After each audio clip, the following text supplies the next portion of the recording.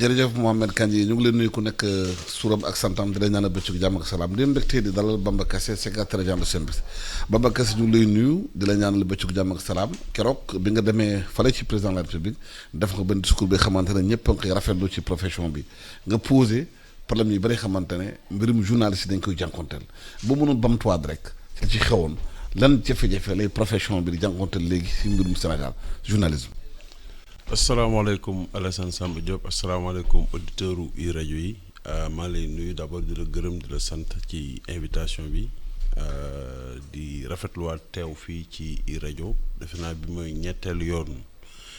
ñu war a waxtaanee lu jëm ci suñu biir jëm ci wàllu métier tasum xibaar métier xibaar ci mim réew keroog amoon nañu mbégte ak contentement dem teewal foofee ci palais de la république secteur média ndax comme ni nga ko fàttalee njiitu réew mi danoon dalal woyu liggéeykat yi nga xamante ni syndicat yi ñoo leen fa représenté woon suñu discours dañ ko méngale woon ak ñaari poñ ndax bés boobee di woon le 3 mai dafa nekkoon bés bi nga xamante ne d'abord mooy journée internationale de la liberté de la presse. mu nekkoon coïncidence nag boo xamante ne dañ ne woon mënuñu ci woon bañ a profiter pour wax suñu mbébét c'est vrai ci wàllu liggéey mais également wax suñu mbébét ci wàllum presse ak démocratie mu nekkoon occasion boo xamante ne mayoon nañu ñu lister problème yi nga xamante ne jàpp nañ ni mooy yi gën a fës te mooy yi nga xamante ne moom la métier tas xibaar jànkonteel ci jamono ji ñu ne ndax li ñuy faral di rappeler rek mooy métier tas xibaar dafa ànd ak régime boo xamante ne mooy suñu régime di régime démocratie di tax mu ànd ak régime démocratie mooy sénégalais bi bu weesoo lekk ak naan ak faju bi nga xamante ne mooy ay priorité am ak jàng bokk na ci beneen priorité bi nga xamante ne daf koy jëfandikoo saa su ne mooy ay xibaar léegi rek bi may ñëw maa ngi doon déglu benn rajo boo xamante ne mu ngi doon def le point sur la circulation loolu dina may ki nga xam ne dafa yor oto wala ki yor beneen xeetu daamar doon ñëw mu xam déjà yan poñ ci ndakaaru ñoo bouché ba mu mun ko wiiri ba mun a bu fekkee dafa yaakamti mun a xam loolu mooy wane njëriñu xibaar njëriñu xibaar ci askan ci mooy d'abord ñun duñu ay yàlla daf ñu doon doomi aadama duñu ay mala ni ñuy lekkee dinaa ne noonu lañuy soxlaa di xam li xew suñu wër-wër li xew suñu gox li xew suñu réew li xew li wër suñu réew ñaareel bi te defe naa lu am importance la suñu réew di Sénégal ñu ci sant yàlla encore une fois dafa nekk réew moo xamante ne ci jamono ji ñu ne li ko wër ceinture de feu la bu ñu ne ceinture de feu mooy maanaam wër li ñu wër yëpp maanaam li ci ëpp ci réew yi ñu wër dañoo am ay jafe-jafe jëm ci seen wàllum doxalin ak ci seen wàllum taxawaay li ko waral mooy dañoo am ay mbébétu sécurité yu foofu ne ay terrorisme ak yu demee noonu te it ñu seetlu ne daaneel am réew li ci gën a gaaw léegi mooy ci diggante diirub juróom wala fukki at bu fekkee ni dangaa dugg ci seen secteur média ba maîtriser ko day fexe day réew moom day yomba daaneel ñuy teg baaraam tamit ci média yi ni ñuy doxee ak bëriwaay bi ñu bëri ak contrôle bi nga xamante ne amu ci ba nga xamante ne tey rek ku waaye xëy ubbi sa rajo wala ubbi sa télé wala yor say journaux. parce que gis ngeen fësal nee na am na 29 quotidiens. waaw ak 250 sites ci réew mu mel ni Sénégal. waaw xam nga boo jëlee réew mel ni Sénégal nga méngale ko ak yeneen réew sax yi waxuma sax ñu def ay France ak yooyu mais jëlal réew yi ñuy wër rek Sénégal d'abord mooy réew moo xamante ne journal moo gën a yomb kilo mburu loolu xëy na avancé la waaye Sénégal it mooy réew moo xamante ne ci fukki at yi ñu weesu boo xoolee médias yi nga xamante ne ay journaux nañu woon yu créé wu ba nga xam ne def ñu sax ñetti weer wala juróom-benn weer wala seen dundin ci at lay mat ëpp nañ fanweer donc loolu dafay wane ni dañoo mujj am po daal lay mujj nuru wala nga xamante ni dafa dem ba nuru loo xamante ne nit ñi dañ koy jëfandikoo pour yeneeni soxla waaye jëfandootuñ ko pour di jaay ay xibaar wala pour di joxe ay xibaar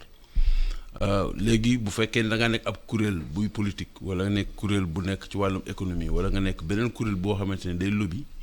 dafay yomb ci yow nga créer ay médias di ci jàllale leneen loo xamante ne day nuroog xibaar waaye du ay xibaar. mais lan moo tax ñu facilité loolu mooy li ñuy waxee. propagande. muy propagande politique muy propagande économique muy lobby dafa jël la pas léegi ci li nga xamante ne mooy xibaar bu sell bi nga xamante ne Sénégalais yëpp dañ ci am sañ-sañ am ci droit. boo demee ci réew yu taax yi mel ni Canada France doo yeew rek créer journal même boo nekkee journaliste parce que les journalistes sénégalais yu bëri yu dem Canada liggéey rédaction Canada fu problème la. mënuñ fa dugg parce que secteur bi nga xam ne dañ ko hyper protégé surtout bu fekkee étranger nga lan moo tax Sénégal fi ñu yomb créer journal yomb créer site yomb créer rajo yomb créer groupe de presse. waaw xam nga Sénégal dafa nekk réewum démocratie bi ñu waxee pluralisme démocratique bi mu démarré pluralisme démocratique mooy pluralisme des partis politiques ci année yu yàgg ya li ci tegu woon moo nekkoon pluralisme médiatique ñu ubbi ko ndem si yàlla leen yàlla yërëm ñoom si Lamine Niass ñoom Babacar Touré et cetera. ñëw dugg ci presse privée maanaam commencé nekk parmi les premiers investisseurs de la presse. mu ubbee ko nag lool mais ñu dem ba ci biir année 2000 yi maanaam bi nga xamante ne régime libéral bi commencé na ñëw foofee la mbir yi commencé sooxee ndax foofee boobee ba léegi sart yi nga xamante ne dañ ko teg tënk ko mu nekk ci ay loi yu leer nañ nga xamante ne ba léegi nii waroon nañ ko mën a doxal dañoo gëmm doxalatuñ ko fexe loolu moo andi ñu dem ba ay homme politique à l'époque rappelez-vous ku mel ni par exemple Farba Senghor nekkoon ministre amoon na fi groupe de presse waxuma la média de groupe la amoon am journal am rajo am ya ca des ana groupe ba léegi ana groupe ba ñu jékki-jékki boo bëggee rajo wala nga bëgg fréquence bu fekkee ni ci nguur nga bokk ñu jox la ko ci bu gaaw bu fekkee ni bokkoo ci nguur wala nga am sax projet bu taxaw nga obligé di jaar ci ay yoon yu gudd wala sax ngay obligé dem di jëndi fréquence yu jàppor te fréquence pourtant de maa ngi koy fàttali mook pétrole bee yem ak gaz bi te fréquence nit moomu ko mais tey bu fekkee dañuy ne ba nit ñi di ko jëndante ak di ko jaayante barki dem si guddi bi may bañ a tardé moo tax ma doon seetaan yenn mbir yi pour bañ a nelaw lu bëri maa ngi gis sama benn naataango ñu koy wax Cheikh la Seyem maa ngi koy saluer au passage xale bu xarañ la nekk ci wàllum xarale yu bees yi muy signaler ni léegi sax da ngay jaay page Facebook maanaam bu ñu demee ba réew mi léegi mën ngaa créer benn genre page Facebook di ko dundal ba mu am ay abonnés yu bëri nga jékki-jékki jaay ko. mais loolu lan mooy danger bi. lan mooy danger manque régulation boobu. mais danger bi déjà mooy information bi mooy biaisé information bi mooy nekk loo xam ne dafa nëpp nit ki nga xamante ni day jot ay xibaar Sénégal tey bu yeewu taal téléphone am parce que léegi téléphone mooy dajale lépp. maanaam émission bi ñu def sax bu la neexee mën nga koo seetaanee Facebook. n'est-ce pas bu fekkee ni sénégalais boobu daf koy day jënd connexion am yor téléphone am. wala mu taal rajo wala mu taal téléem pour jot ay xibaar yoo xamante ni dafa war nekk xibaar yu sell yu dëggu yoo xamante ne amul lenn lu ne ci ginnaaw mais ñu dem ba li ëpp ci li muy jot ay message la yoo xamante ni dañ koy jéem a orienté foofu la problème bi nekkee problème fondamental bi foofu la nekk. muy fake news yi. waaw muy ak lu mënti doon muy fake news yi wala mu nekk dañu dem ba léegi daal benn genre pëcc xaw moo am bu doy waar boo xamante ni. nit ki nga xamante ni amul parparloo wala amul leneen lu muy amul ku muy faral wala dafa soxla rek am ay xibaar moom te loolu mooy suñu mission principale nit kooku dootul xam li muy jot ndax dëgg la wala du dëgg. du mën a segg. barki dem nañ ci benn yàlla natt na ma demoon ci benn émission ñuy def émission ba yàgg kenn ki ma dendal ñu yónnee ko déjà benn message yónnee waale ma ko man ma xool tey moom comme du journaliste. mu joxe xibaar bi balaa émission bi di démarrer 5 minutes ñeneen yu woote joxe ne loolu nga wax du dëgg donc dañuy dem ba situation boo xamante ni nit ki léegi li muy dégg li muy gis li muy jàng li muy liir dootu ko gëm. est-ce que jarul justement ñu segg ñuy wax ci rajo yi ci télé yi ak ci maanaam xarala yi est-ce que amul assainissement bu ñu war a def ñu xam kan moo war a nekk xam taskatu xibaar ci xool nag. xam nga terme assainissement man soriwuma ci. waaw dafa di Sénégal xam nga booy assainir mooy loo xamante ni da ngaa dem ba mu ëpp la doole wala mu ëpp la loxo wala nga bëgg a changer règle yi mais fii déjà règle yi fi ne moom lañu appliqué wul loolu mooy problème bi sànq maa ngi lay wax fanweeri journaux mais journal Sénégal du amuñu régime autorisation pour génne journal mais am nañu régime déclaration. journal dafa am ay charte yu yoo xamante dañ ko teg. nee nañ la balaa nga ko kii di nga am numéro ISSN di nga def dépôt légal da nga war a am juróomi journaliste dëggantaan yoo xamante ne da nga leen di fay li nga leen convention nga leen di fay jël seen nu mu tuddati contrat yóbbu ko ci inspection et cetera en tout cas am na ay règles yu ñu tegal yoo xamante ne ñooy jiitu. balaa ngaa ubbi journal. mais la moo tax état bi la moo état bi da appliquer règle yi. waral loolu mooy li ma la wax c'est-à-dire bu fekk lu yàgg la ndax mat na ñaar fukki at ak léegi dañoo mu ngi mel ni rek ak sa métier bi bu njëkk ba journaliste yi bon bëriwuñu woon et cetera ñu jékki-jékki rek mu ne yureet ku def leneen rek ba amatoo ca la nga bëgg nga wiiri doon journaliste jaaykatu ndox bi ñëw nekk journaliste coxeur. ñëw nekk journaliste. apprenti bi ñoo nekk journaliste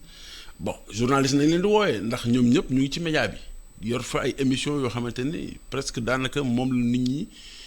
toll nañ foo xamante ne xëy na nit ñi moom la ñu gën di seetaan amuñu niveau bu nga xamante ni moo leen may ñu xam danger. média parce que média balaa nga cee njëkk a liggéey li nga war a njëkk a xam mooy nga xam ni lii ma yor bomb la. ndax wax ju ci jàll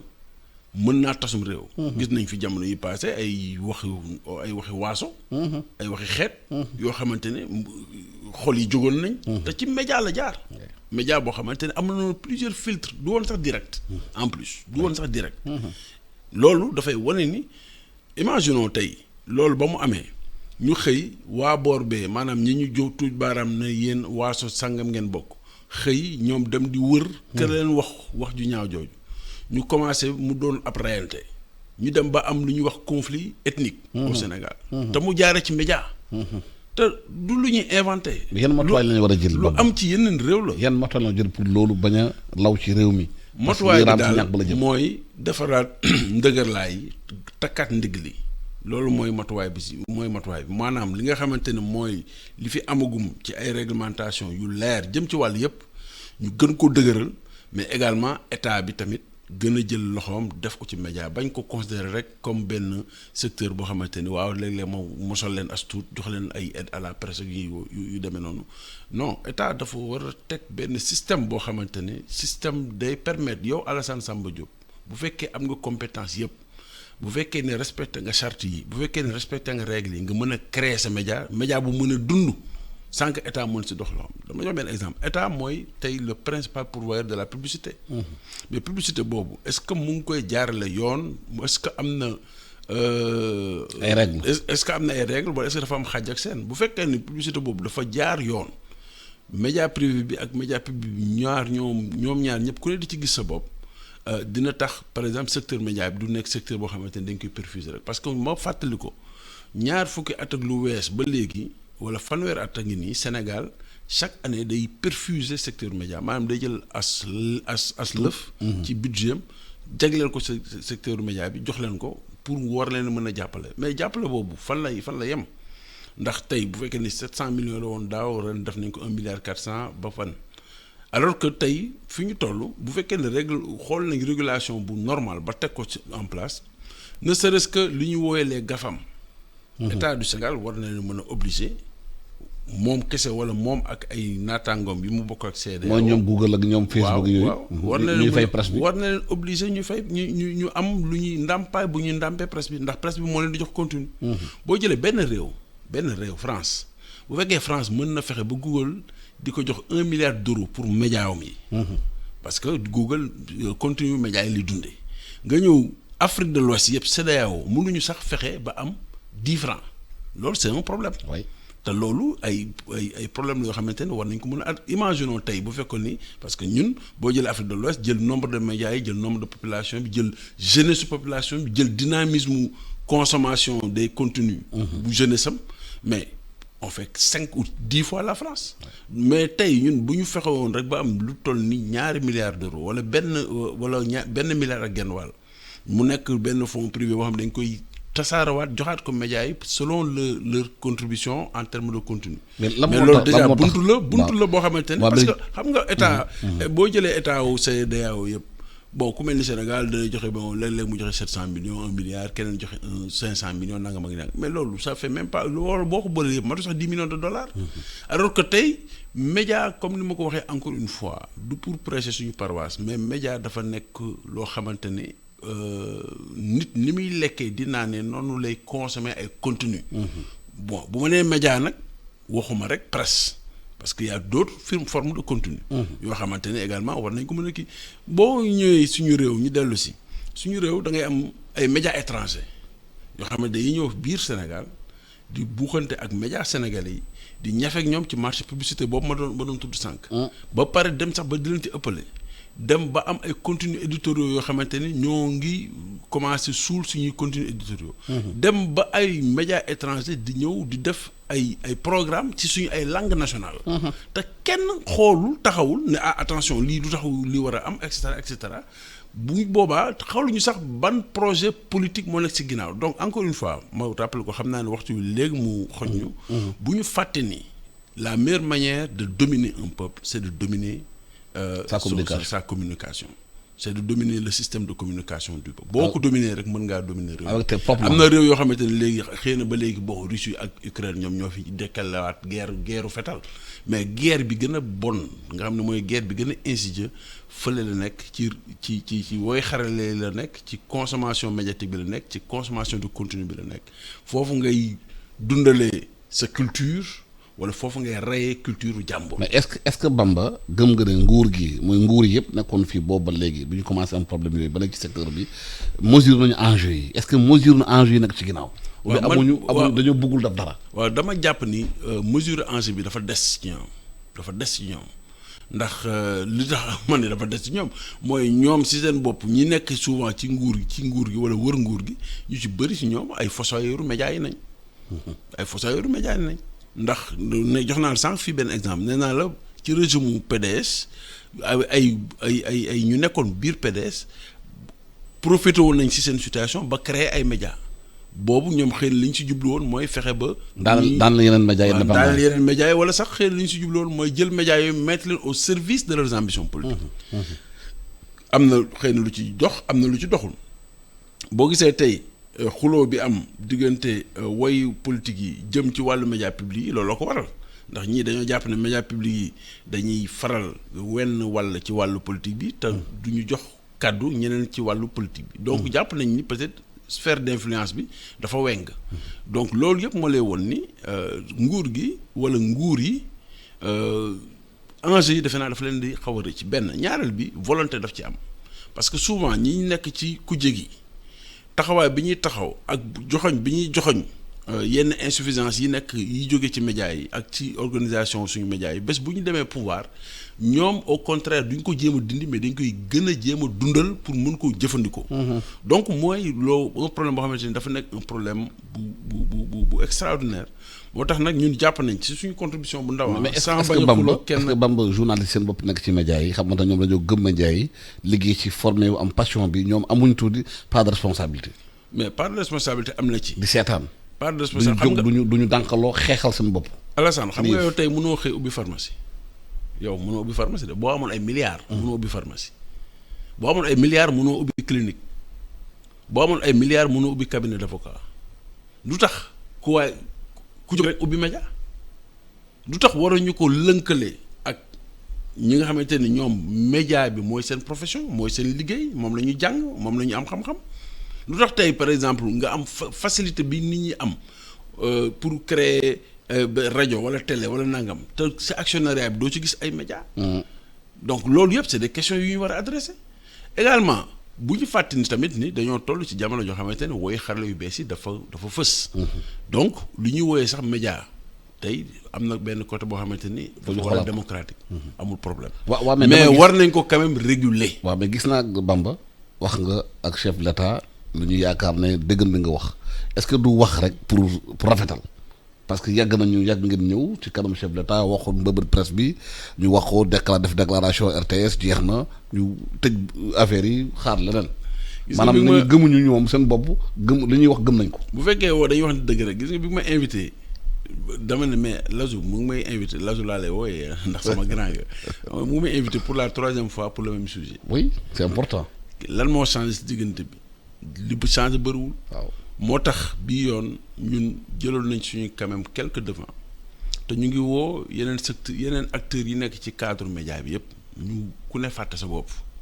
ñu fexe ba ñëw lëkkaloo ak ñun ñu def continuer suñu assises yi. assises yi suñu doyen le professeur Mbaye Thiam moom mooy diriger commission scientifique bi parce que moom dafa fekk lu bëri. notamment Canada boobu ngay wax. dafa xam seen système fekk woon am lu ñu ci liggéey. en plus mu nekk nit koo xamante ne macha allah yàlla na ko yàlla gën a guddal fanam. nit ku généreux la. et puis nit koo xamante ne am na xam-xam jëm ci lu ñu woowee information. parce que information du science boo xamante ne journaliste yi rek ñoo ko maîtrise. moom il a été pendant presque une bibliothécaire et tout. archiviste documentaliste donc xam na lépp loo xamante ne mooy information. parce que information c'est l'information institutionnelle c'est l'information historique loolu yëpp information la benn ñaareel bi donc bu gaa yëpp ñëwee. jàpp naa ñun ñëpp ñu def ko ndaje mu yaatu dinañu may ñu gis ay prox ndoll ak i buntu yoo xamante ne bu boobaa comme gouvernement bi neen lu ngeen ma andil lu ngeen waxtaanee ba juboo ko bu ngeen ma ko andilee ma dugal ko donc defe naa la bala code de la presse ngi fii boobu ba léegi décret d'application yi ba léegi. non les décrets d'application depuis janvier dernier il y a des décrets qui ont été pris. mais affaire bi du code effectivité maanaam ci terrain bi. affaire bi non affaire bi du code bi rek. affaire bi Lazou. xam nga yaram muy metti nit ku feebar yaram bi yëpp di metti boo ñëwee rek faj loxo bi wala nga faj bopp bi la ca des day continuer di metti xam nga fu mu nekk nii ñu ngi ci am na ay avancées quand même parce que cadre national de presse commencé na. yow defe naa est-ce que jël nga sa bos. commencé nañ jël. waaw déposé woon nga. pas encore. waaw na nga déposé ndax juin à partir de juin. day obligatoire. mais boo réglé loolu mooy accès au métier boo paree ci loolu. te réglé woo problème régulation bi maanaam adapté woo régulation bi ak réalité bi da ngay tardé waat. te foofu aussi am na benn leneen lu ñu doon xaar loo xamante ne ay conclusion loolu dañ ne woon régulation bi fi nekk nii nga xamante ne CNRA moo koy doxal dañ ne woon régulation boobu dafa xew yi il faut ñu indi régulation bu bees. wala xarka boo xamante ni dafay englober lépp.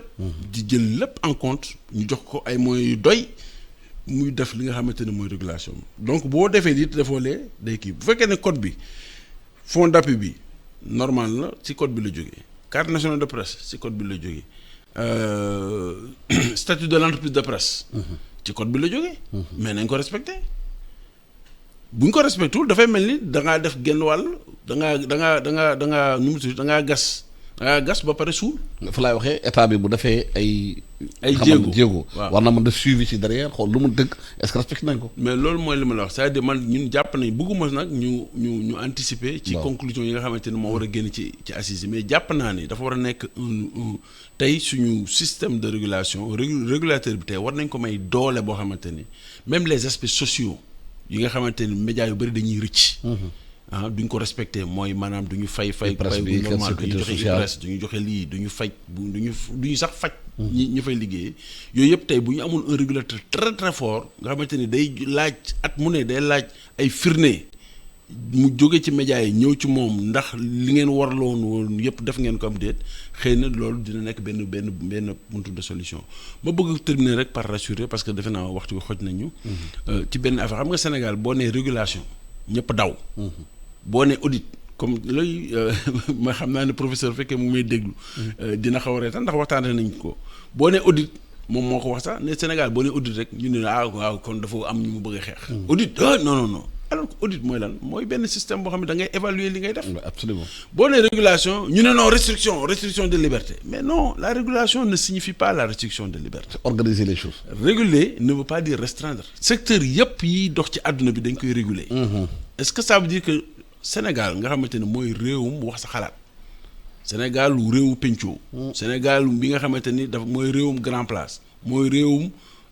garab gi nekk ci digg mooy ci digg kër gi mooy réew mi nga xamante ni mu ngi mel ni tey rek nga ne waaw bu ñu réguler mu ngi mel ni nga ne damay dindi xorom bi ne ci géej xam nga géej moom ak loo am doole mënoo génn dindi xorom si ça loolu li ma bëgg wax foofu mooy sénégalais fi ñu toll ak fi ñu jàll yëpp si wàllum xeexum démocratie c'est une illusion que nga yaakaar ni war nga mën a tere sénégalais yi ñu wax seen xalaat. mais nag attention wax sa xalaat maanaam.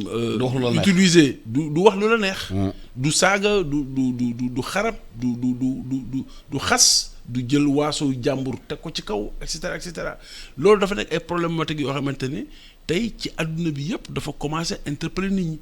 benn ñaareel bi ma terminer par foofu mooy bu fekkee dañ jàpp ne régulation réseau médias yi y compris les réseaux sociaux c'est une gageure te xamuñu ne àdduna bi fu mu nekk nii même gafam yooyu ngay wax ak yeneen kuréel yu gën a mag ñu ngi ci benn kuréel boo xamante ni actuellement enregistré na 4 fukki réew ak ñett.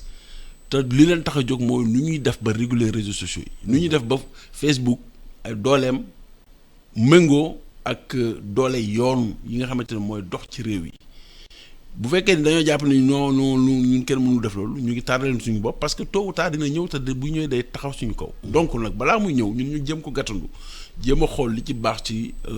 suñu askan ñu jëm ko taxawal defe naa loolu mooy li gën te loolu mooy solos assise des médias yi ñu woote. xamante ni incha allah semaine bi relance dina am